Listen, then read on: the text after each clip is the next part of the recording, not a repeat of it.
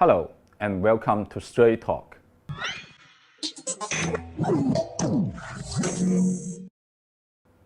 Today, our world is facing drastic changes and a pandemic both unseen in a century. Various security challenges keep emerging. The world economy still faces strong headwinds on its path towards recovery. Where is the world headed? To answer this question, Grzegorz Kolodko, Poland's former Deputy Prime Minister and Minister of Finance, distinguished professor of Belt and Road School at the Beijing Normal University, joins us today to share his insights. Hello, Professor. Welcome to the show. What are the main challenges the global economy faces today, in your opinion? The migration of the people is one of the biggest challenges in the contemporary world. And this international migration of the people is unstoppable. And it is causing very many problems. We will see an influx of migrants from Africa, Middle East, South Asia to Europe. There will be more of them coming from Middle and South America and Caribbean islands to North America, especially to the United States. We will see also movement of the people within the continents, within Africa, within Asia, and it will be causing very many problems.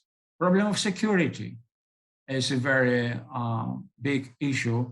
The new military built-up spiral, and also the economic issues, which are our economy is concerned, the getting momentum again, inflation. The United States is adjusting its policies towards China. What is your opinion on this? Very negative. I'm very, very upset by the American behavior. My great disappointment is Joe Biden's presidency. Actually, I used the term already about 40 more years ago. I call it second Cold War. If the one we finished with our great contribution of Poland in 1989, 1991 was then, and now there is again the Cold War. It was initiated not by China, not by Russia. It was initiated by United States, and it is being continued by American American state under the Biden presidency, with a great support of some countries, like, for instance, especially United Kingdom or some smaller countries in the European Union. Who needs this Cold War? That's a question. Well, first of all, the military-industrial complex and their political and media supporters. It will be extremely difficult, if at all possible, to counter successfully warming of the climate without cutting military expenses. Military expenses are very costly, and they absorb money, our public money, our taxpayer money, our government's money. But fighting the warming of the climate is a long shot, and it is also very, very expensive. Therefore, where do we take the money from?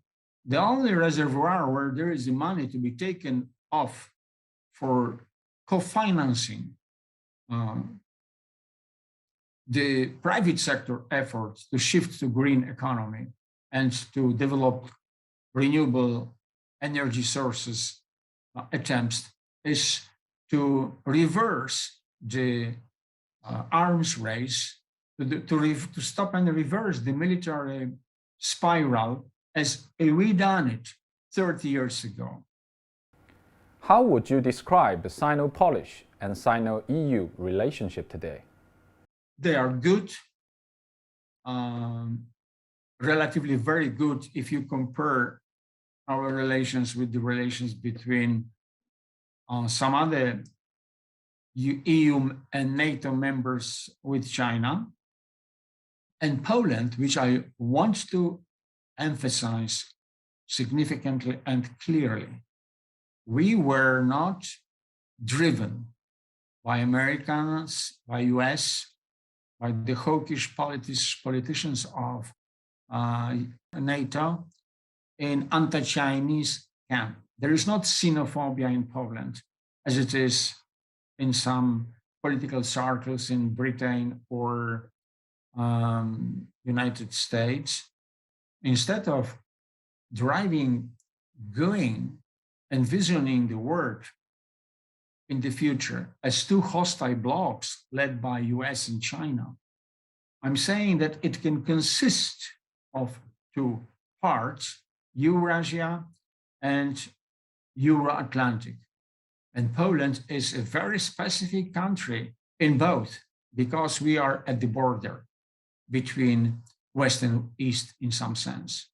So therefore, instead of competing, say, between infrastructure investment projects, next generation of the European Union and Belt and Road Initiative 16+1 of China, I would propose that, for instance, experts from European Commission and from Chinese government sit down at the table and pragmatically negotiate how to combine these two great infrastructure programs, next generation of European Union in the aftermath of the COVID-19 pandemic and 16+1 within Belt and Road Initiative, to improve the infrastructure of East Central European economies, to contribute to their development and to make the trade, the economic integration, the win-win, the inclusive globalization, which is very much in interest of both China and Europe, more efficient. All countries should demonstrate determination to win-win globalization, spending less time on armaments and more on implementing good practices for development. Major economies should have pragmatic discussions and cooperation with one another to bring about a better world, according to Mr. Kolodko. Thanks for watching Straight Talk. Please stay tuned for our next episode.